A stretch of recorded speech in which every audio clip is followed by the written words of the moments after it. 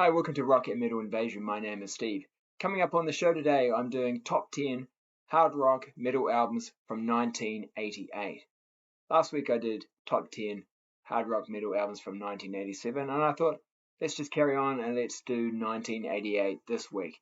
And like last week when I did 1987, so many albums to choose from. Just an amazing time for hard rock and metal. In fact, this 88 might have even been harder for me to actually narrow it down to a top 10. I guess in saying that, definitely my top 5 for 1987 came to me pretty easily, but in 88, was just so many great albums, and not necessarily a top 5 that instantly stood out to me. So it was quite difficult just narrowing it down to, getting the top 10, but even just then narrowing it down. Well, what are the 5 best from that 10? And then, so many honorable mentions. Like I said last week, there's so many that I could have mentioned, and I just thought really it would be too long to go through all the potential albums that could have maybe been eligible that I thought about for my top 10. But I'm going to show a few more this week. I thought there's just too many albums that if I didn't mention them, people might not think I considered them. So I'm actually going to start with my honorable mentions, and then I'm going to go to my top 10. So a little bit different to what I did last week, where I did my top 10 and then I finished with my honorable mentions. I'm actually going to start with the honorable mentions this week, and there's quite a good big pile here of albums that were released in 1988 that nearly made the top 10, and some really great albums. So it seems crazy to me that it wouldn't be in the top 10, but then again, I look at my top 10 and I go, yeah, okay, it doesn't quite beat those ones. So, it was a great year for music for me. You got to remember, too, this is my top 10. It's completely different, possibly, to your top 10. I have a real, in 1988, I only got into hard rock and metal in 86, and I'm certainly 86 through the late 80s. A lot of my focus is on some of the hair metal bands that are coming out, not into the thrash or the speed metal, doom metal, death metal, not really into that at that point. So it's a lot of this stuff would qualify more from the, for me, what's going to be in my top 10 or in my honorable mentions. A lot of the hair metal, what we call hair metal bands, hard rock bands from that time period. And again, at that time, that was what I was into. It doesn't mean that there weren't some other albums from other genres that I also don't like, but like I said, it's my top 10. So this is my top 10 from 1988. So in order to qualify, basically the album just had to be released in 1988. All right, so I'm going to start off with first one. I don't actually have it on vinyl, and they had the number 1 album for 1987, Appetite for Destruction, and then in 1988 they released Lie. So I've only got this on CD. I did have it on vinyl, but then realized that you can sell it for quite a bit of money. And I'm not that fussed about it. I mean, it's good, but happy to just have it on CD. I mean, maybe I'll pick it up on vinyl at some point. Most likely I will, to be honest. But I just, it's not easy to find, and I understand people want to have it in their collection. I'm happy just to have it on CD though for now. It's a bit of a filler. Obviously, some of these songs actually weren't even, recorded in 1988. They actually were on the EP prior to Appetite for Destruction. So it's actually side 1 is 1986 songs, side 2 1988. And they're good songs, but they don't. They're not up to Appetite for Destruction. I don't think type quality. Although I did like Used to Love Her. I thought that was a good song. There's some cover songs on here. It's fine. It's totally fine. Little album to keep people happy until they were to release their follow-up album, which ended up taking quite a bit of time, didn't it? But for Appetite, but Impatience was a hit single for them. That's a good song. I just wanted to mention it, I guess, because number 1, Appetite for Destruction was my number 1 album for 1987. And they're a well-known band. People might be wondering if I considered it, but again, too, you might also argue it's not eligible because half the songs are from 86, not 88. All right, just get that one out the way. The rest are going to be vinyl. Right, honorable mentions. So Britny Fox. This is their debut album. Britny Fox, similar, I suppose, to Cinderella. They had a couple of members of the band, well, at least the initial members of the band were actually from the band Cinderella. Girl Song is a great way to kick off the album. I'm not a big fan of the ballad Save the Week that's on here. Fun in Texas. There's some songs on here I don't like that much. But the good songs like Girl School, I love the way the album ends with Hold On. That's one of my favorite Britny Fox songs. Don't Hide, that's a good song. But it is a little bit hit and miss for me, some of the songs on the album. But a good album, some good songs, but it's not going to make my top 10. So of course, and that album featured in my episode I did a while ago of where it was a debut album World Cup. I think it was part 2. That album featured in it, and it went up against Cinderella, and it didn't win. Another band that was in the debut album World Cup was Winger, and they also released their debut album in 1988. They are also an honourable mention. So again, a little bit like Britny Fox, some really good songs, and then some other songs that let it down a little bit. I really didn't need the Purple Haze cover, but I love Mandalane, and I love Time to Surrender. They're the two songs that really stand out for me from this album. Although actually also Hungry is a good song. There was a music video for that one.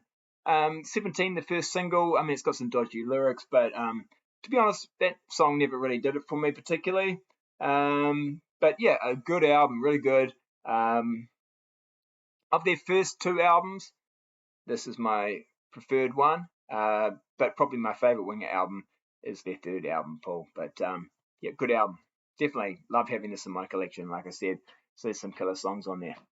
I think this is another album that was in my debut album World Cup, LA Guns.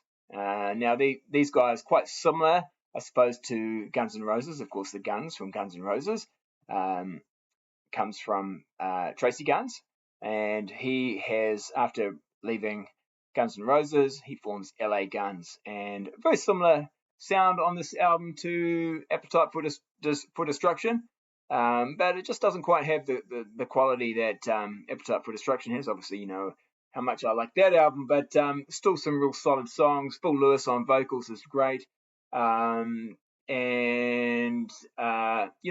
like the ballad One Way Ticket. I think that's a great song. One More Reason, Electric Gypsy, all good songs. Bitches Back, really, really solid album, really good album. Not my favorite LA Guns album, but it's a good debut album from them. Next up, Riot, Thunder Steel. So this is actually the 30th anniversary edition, but a really solid album. Flight of the Warriors, great. Blood Streets, I think there's a music video for that one. It's a slightly it's more of a softer song, because this is a pretty heavy album, this one. Some great riffs, and Riot have been around for a while. I don't think they ever really totally went down the hair metal road, but they did get lumped into that hair metal group a little bit. If you have a look at the back cover, the image is a little hair metal, but I think they're just straight up heavy metal, 80s heavy metal. And certainly you can sort of see a bit of imagery here that's sort of classic heavy metal type cover art, isn't it? But really good album, really solid album. Now talking about heavy metal, doesn't get more metal than Judas Priest. This is Ram It Down. I think for some people a disappointing album. Turbo Lover, the previous album, is one of my favorite Judas Priest albums. I actually really like that album, and again, I know that that's not an album some people like, but so when this came out, I'd already heard Turbo, loved Turbo. I was a little bit disappointed. I love the way it starts off with Ram It Down. I like heavy metal. It's interesting, to call a song heavy metal it's an interesting decision. But I think the lyrics tell the story of heavy metal and loving heavy metal and that kind of stuff. And it's got a chugging riff, really awesome riff. Also like Come and Get It. I think that's a killer song. So heavy metal and Come and Get It Two of the standout songs. Ram It Down is also really good. Blood Red Skies. That sounds a little bit like something you could have heard on Turbo. A good song, but then the rest, it's not so great. Really didn't need Johnny Be Good on there. I've actually got this is actually a 2 LP version, so it's got a couple of bonus tracks on it, but they're just live tracks. But yeah, good album. But Turbo, fantastic album. But this Ram It Down, not quite as good. Not going to make my top 10 for 1988. Lita Ford. Now she released this album in 1988. This is called Lita. Now this would be my favorite Lita Ford solo album. She's actually released a few. This is album number 3, I think, for her. And everything just perhaps a little bit more commercial. She got Mike Chapman in to help with production. Some other people come in to help with songwriting, and of course she had the big hit with Ozzy Osbourne, "Close My Eyes Forever," which I like that song. "Back to the Cave" I think is a great song, and "Blueberry" also really good. And of course the hit was "Can't Catch Me." That was a bit of a hit for her. Oh no, sorry, "Kiss Me Deadly." I mean that was the song that had a music video that made it a bit of a hit, minor hit for her anyway. And then of course "Close My Eyes Forever" really gave this album a lot of attention. But yeah, really good album, and I like it, but it doesn't make the top 10. All right, now this one might be a little bit, it might be an album some people are not aware of, because it was only released, I think, in Japan. And this is Cooney and "Looking for Action." Now, what's interesting about this album, it's got Jeff Scott Soto on vocals. Now, the previous album by Cooney did not have, I'm pretty sure it didn't have Jeff Scott Soto on vocals, and it was good, but this album is so much better. It's actually produced by Dana Strum, and great production. He's basically got a whole lot of American guys, I think, helping him out there. And Cooney's like basically the guitar star. He sounds great. Obviously he can play the guitar pretty good, but with Jeff's vocals as well, it's a really good album. I really enjoy it. I was a bit late to find out about this. Didn't find out about it till quite a long time after 1988. But yeah, once I heard it, I thought I'm going to try and track down a copy of it. So it's a vinyl press, Japanese press. Good album. Now, I'm gonna include this album in my honorable mentions. They're not a band I like that much. They're a very popular band, but for me, this is their best album. Actually has some songs on it I really like. And the band is Poison. Open Up and Say Ah. Now, this was a massive album for them. Their previous album, their debut album, had been popular, but this one, at least here in New Zealand, their previous album hadn't actually been that popular here in New Zealand. But this one we all knew about. It was everywhere. I guess mainly because of Every Rose Has Its Thorn. That was a big hit. But Nothing But a Good Time, which I think for a first single was quite a heavy sort of song for them to start off with. And I really like that song. I also like Look But Can't Touch. That's a good song. Again, another cover. Your Mama Don't Dance. Really good. Didn't need that on the album. And Fallen Angel, that was another single, and that's a great song too. I really like that song. So it's got some good songs, but didn't make the top 10. Malmsteen's Rising Force Odyssey. This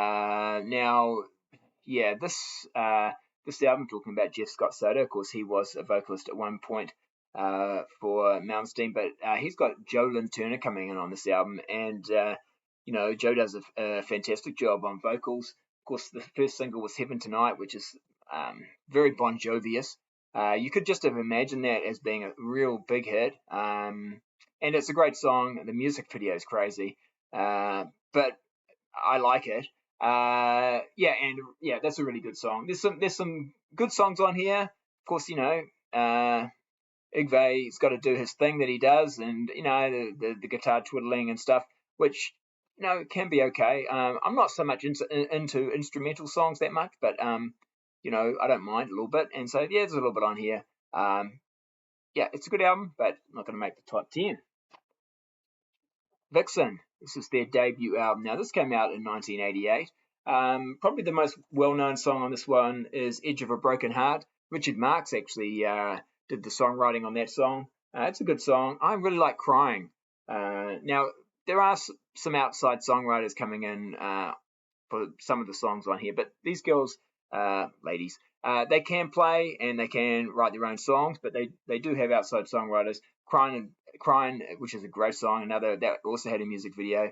That was written by Jeff Paris. He's well-known sort of songwriter. He's also had his own solo albums as well. So probably those two songs are my real standout songs. Also, like I Want You to Rock Me, that's a good song. Yeah, so this is their first album. Did pretty well. But yeah, not making my top 10. Now, big name band here released an album in 1988, but it's not going to make my top 10. And I really love these guys, love all their albums. And I do like this album, but it doesn't make the top 10. And this is Van Halen OU812.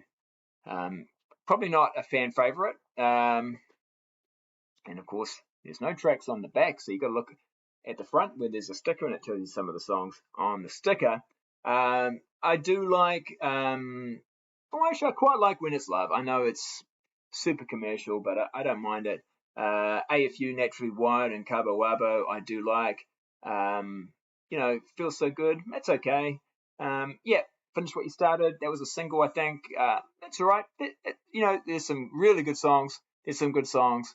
And there's some, it's a solid album, definitely. But it just doesn't come close to 5150 or the follow-up album FUCK. That's so much better. And but yeah, still a good album.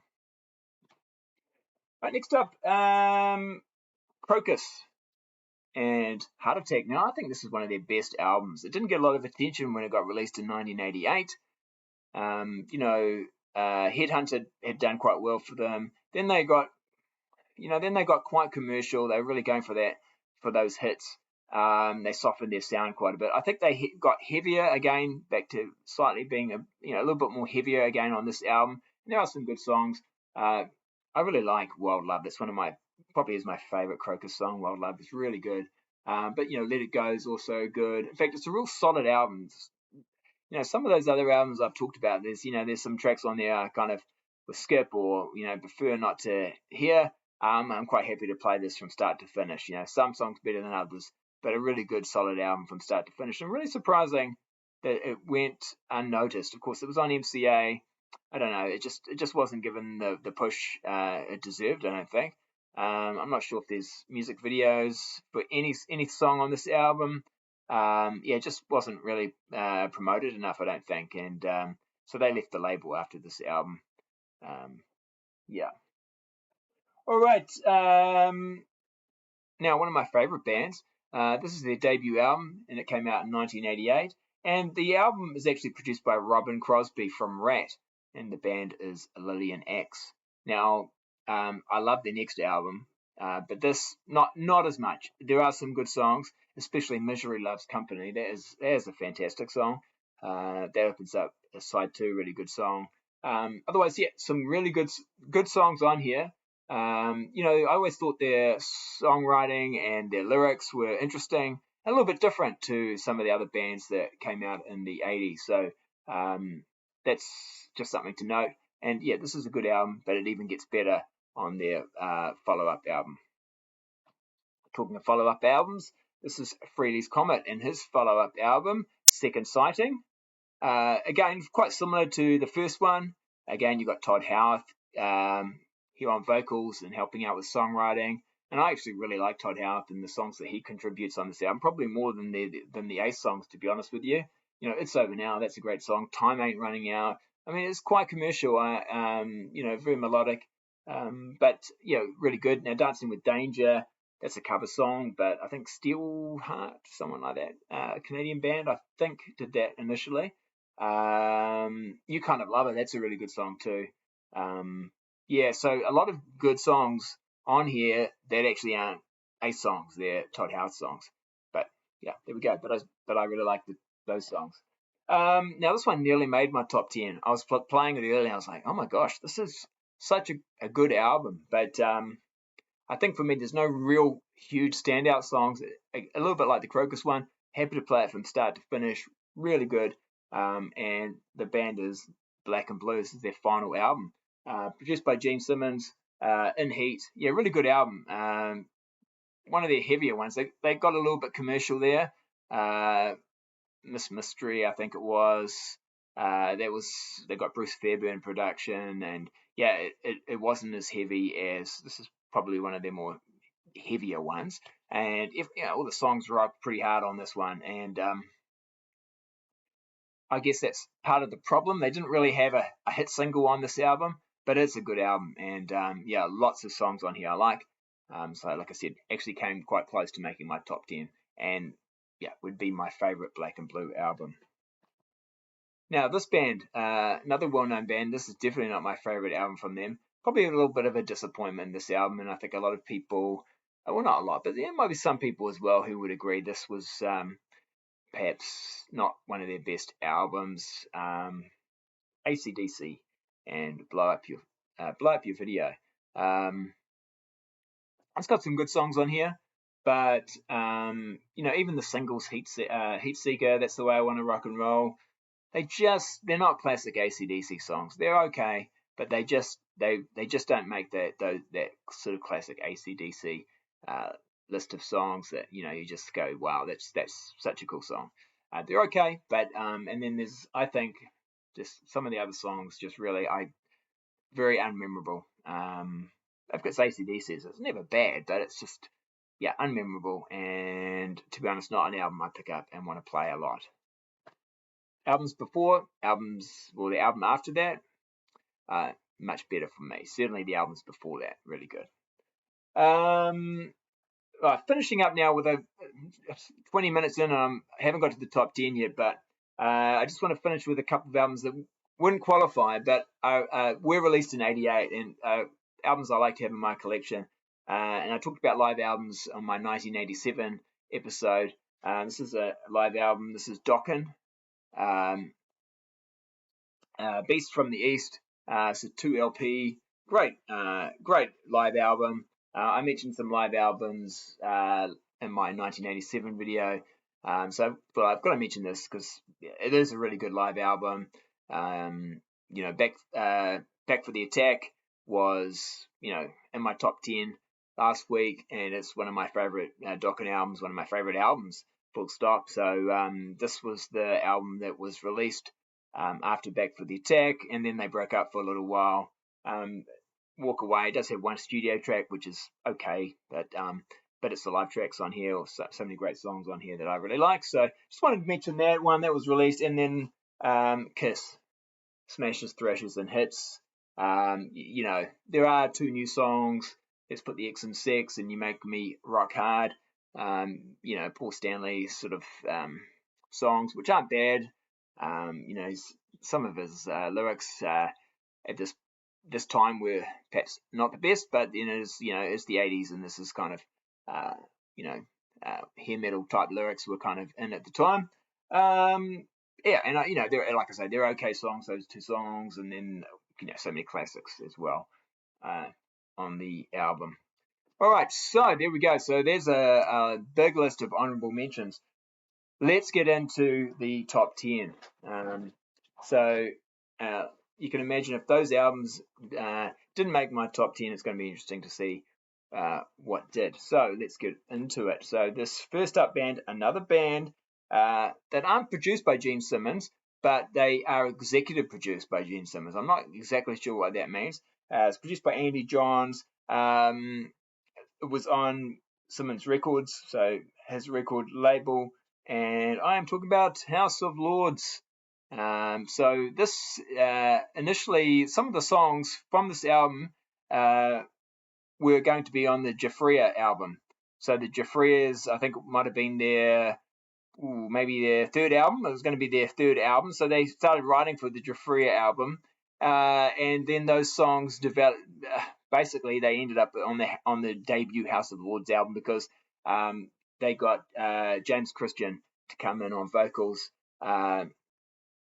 to replace the vocalist from Jafria. He came in, and so it became a sort of a new band. But you know, and there were other people from Giuffria who left, like Craig Goldie, and other people came in.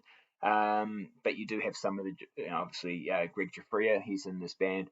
So some of the same people involved. But for me, it's much better than anything Giuffria put out. This is really classy hard rock. Yeah, there's some hair metal stuff in here, like Looking for Strange and Slip of the Tongue. But you know, and they're two of my least favorite songs. I Want to Be Loved, Hearts of the World. You know, the last 4 songs on side 2, really great way to finish the album. Real solid stuff, really good stuff. James Christian has a great voice. Of course, House of Lords still going now, still putting out albums. I don't know how many albums they've put out. They've put out a heck of a lot. And well, I don't think any of them touched the sort of first 3. The first 3 are all classic albums for me. Yeah, they're still going. But yeah, first 3 are all great. Yeah, this one, number 10. Number 9, a well-known band. This would be an album that some people don't rate that highly compared to some of the other ones, but I really like it. It's got so many, not just good songs, great songs that I still love to play today. Haven't got sick of it. And the band is Scorpions, and the album is Savage Amusement. Yeah, so Don't Stop at the Top, which kicks off the album, I think it's a killer song. Passion Rules the Game, another great one, and a song that I don't hear people talk about much. Every Minute, Every Day, I think that is such a great song. Really love playing that one. Rhythm of Love, I remember seeing the music video for that and really enjoying that when it came out. It's not a bad song. Yeah, and then some of the other songs, just good, average. But yeah, just the great songs on this really make this a great album for me. So that's going to be at number 9. All right, so coming in at number 8, we've got Cinderella and Long Cold Winter. So Night Songs was such a good album, and this is the follow-up. Now, on this album, they're really starting to get more blues influences coming into their sound, and you definitely hear that on this album. Even the way it starts off with the first song, Bad Seamstress Blues, but then it kicks into Falling Apart at the Seams, which might be my favorite Cinderella song. Just a great, I love the way it starts off with the Bad Seamstress Blues is a great intro track to then Falling Apart at the Seams. A really good song. It's got another great ballad. They had a good one on their first album, but this one, Don't Know What You Got Till It's Gone, is really good. And then 2 killer rockers on side 2. If You Don't Like It, and Fire and Ice are really good. I also like Coming Home. I mean, it's a good album, this one. Is it better than Night Songs? They're both really good. But it's as good, I think. And just a little bit more maturity. So much better album cover. And although it's pretty basic, I think it's actually effective. And so that is coming in at number 8. Now, I usually screw the numbering up at I did it last week, so let's see if I can get it right this week. So that's number 8. Number 7, Kix, Blow My Fuse.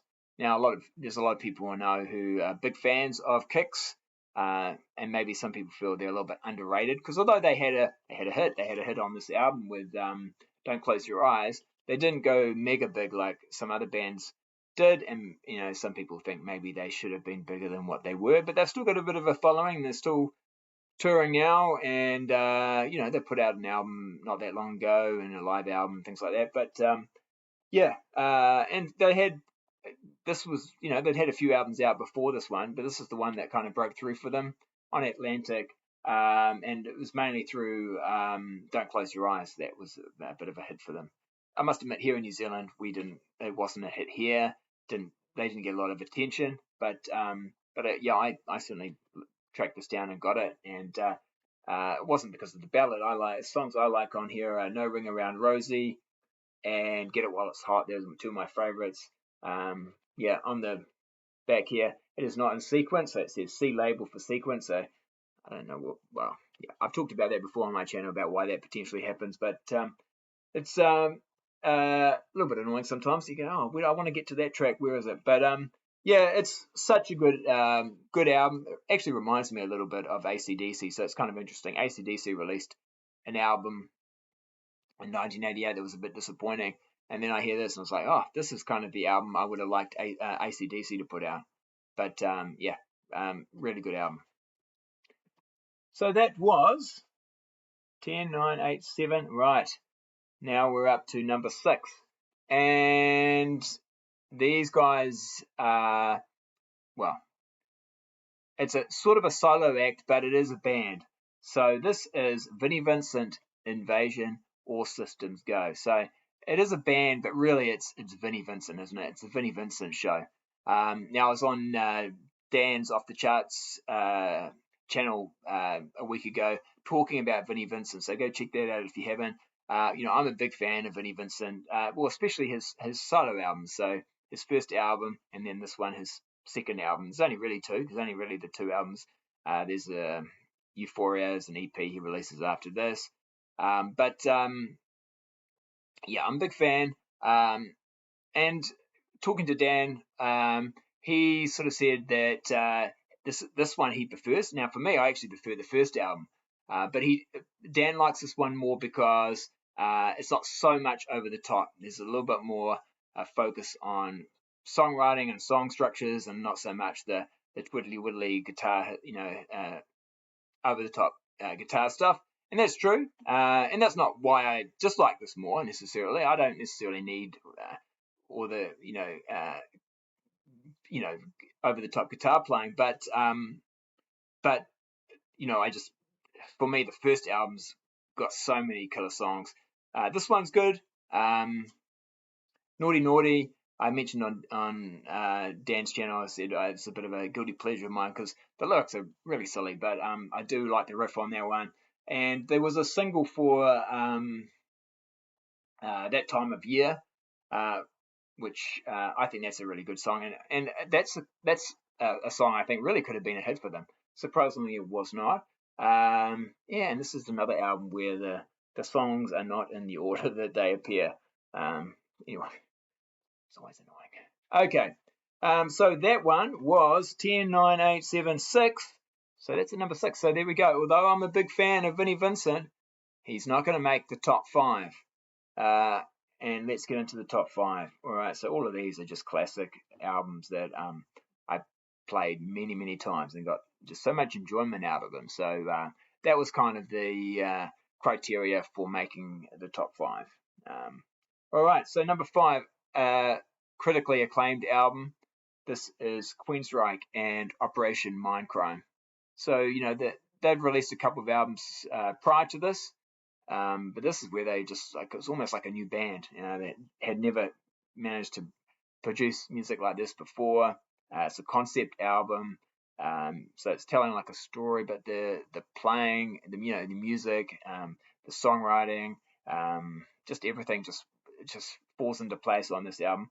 It takes a bit to get. It's not an instantaneous album, especially when you're listening to a lot of hair metal like I was in 1988. It's like, oh, this is a little bit more challenging, but great, really rewarding, and start to finish, it's like everything's good. It's not an album you go, I'm going to go straight to track 4. I mean, you might want to do that from time to time because there are some individual standout tracks, but just playing it from start to finish, it's a great album, and it's just songs like Eyes of a Stranger. It's a great song. That's the last song on the album, but there's just so many good ones on here. Breaking the Silence, I Don't Believe in Love. So actually a lot of good tracks on side 2 that stand out for me, but yeah, side 1's real solid as well. Just a great album. I don't really probably need to talk about that one too much. I think a lot of people know what a good album that one is. Now this one might be a bit controversial, bit of a surprise perhaps, because I know that some people think they're just Led Zeppelin clones, but for me, and I like Led Zeppelin, but for me, Kingdom Come are their own band, and yeah, I really enjoyed this album when it came out. Of course, produced by Bob Rock. Sounds really good. Lenny Wolf had previously put out 2 albums with Stone Fury, which sound similar-ish, but not really. This is when this album's heavier than anything he'd done with Stone Fury. Yeah, just for me, this is so many good songs. Living Out of Touch, Pushing Hard. The last track on the album, Shout It Out, is a real standout song for me. Hideaway is very good. Of course, Get It On was the single, and I think that song's okay, but actually some of the other songs on the album I like a lot more. Now, they do get, the second album's also really good, the follow-up album is also really good. They get a little less Led Zeppelin on the next album, I think people have said. Probably fair to say. But I think it was probably a bit unfair to sort of those accusations. I thought were just perhaps a little bit unfair, because there were lots of bands you could always say were influenced by Led Zeppelin or influenced by other bands. So they seem to cop quite a bit of flack. This was a hit too, so if you become popular, usually you're going to get a few people who are going to slag you off as well. So it was a successful album. The follow-up, not so much, and then they sort of faded away a little bit. But they did continue to release albums all through the 90s, and they're really good albums too, actually. So, yeah, check them all out. If you like the debut album, go and check out all those other albums that were released throughout the 90s. I'll probably do a Kingdom Come special at some point where I just go through their albums, because they're worth checking out, and I'm a big fan. All right, so that was number 4. Number 3, I'm going to go with Danzig. So Glenn Danzig, formerly from the Misfits. I didn't hear this in 1988. I probably would have seen this album cover and thought, I don't know, it's some sort of doom death metal thing or something like that. I'm more looking for the long hair and the hair metal type sounds. But someone said, oh, you should check out the song Mother by Danzig. Such a good song. This is about 1992, when I think the song had just been reissued, re-released. And heard that, and I thought, wow, that is good stuff. So then realized, it's actually on the first album from 1988. And then, so many other good songs on here. Twist of Cain, that's a really good song. It's actually a gatefold. There it is. There the guys are. Really good album. In fact, Danzig, after I heard this, I went and got Danzig 2 and Danzig 3. And was looking forward to the fourth one that came out after that. So big fan. I've got all the Danzig albums. Like I think he's up to 9 or 10 albums now. So some are better than others, but certainly the first 4 Danzigs, amazing, great stuff. Anyway, so that's my number 3. Number 2, this might be a surprise to some people, but I'm a huge Bullet Boys fan. Well, I'm a huge fan of the first Bullet Boys album. Not so much the second or the third or anything after that, to be honest with you. But this one, I love it. So produced by Ted Templeman. And now some Van Halen vibes here. Definitely, David Lee Roth kind of influences coming in on the vocals, and some great riffs on here. Smooth Up In Ya was a bit of a hit. Side 2 though is actually where it's at for me. So everything on side 2, really, really good. Great songs. Again, it's not. I don't think it's completely in the right sequence here on the back, but basically, Kissing Kitty, the way it kicks off side 2, fantastic song. Hell on My Heels, Badlands, really lots of great songs. Kissing Kitty initially was actually going to be on the King Cobra album, because Mark Turin, the vocalist of Bullet Boys, he was for a short period of time there. He was in King Cobra, and that song was demoed, but ends up being on the Bullet Boys album, and such a good album. So, surprise, I think maybe that would be my number 2 album, but it's the kind of album I still play to this day, and I just still enjoy playing it. So I'm going to put that down as number 2. But like I say, all the other albums from them, not so much. So it's just one of those ones where it's a big standout album for me from them. All right, here we go. Number 1 album, nearly at 40 minutes, so we'll be finishing up soon, but it's a bit of a long one today. But number 1 album for 1988 is Ozzy Osbourne, No Rest for the Wicked. It's my favorite Ozzy Osbourne album. I just, I think Zach on here with the guitar playing on here. This is his first album with Ozzy. It's just he sounds amazing. The solos from him are great. Of course, Ozzy's Ozzy, right? He just really knows how to come up with some great melodies, but still heavy. Miracle Man, Devil's Daughter. I love the solo Zach does on that one. Crazy Babies. In fact, everything on side one, fantastic. I mean, my only, I guess, critique would be there's only 8 songs, at least on the vinyl version. So that's, but, they're all good ones. Side 2, perhaps not quite so strong, but still, I like all the songs on side 2 as well. But yeah, side 1, I've just played it so many times, and from start to finish, it's a good album. Side 1, amazing album, amazing side, and really enjoy, especially side 1. But yeah, really good album. And on another day, perhaps some of these other albums in my top 10 would have been at different places, but that's the way it's gone down today. So Ozzy Osbourne and No Rest for the Wicked, number 1. All right, so I hope you enjoyed that. My last video on 1987 got quite a few comments, people letting me know the albums that they enjoyed from that year. So feel free to leave comments. Tell me what ones you agree with, maybe ones you don't agree with, ones I didn't mention that would have been worth mentioning.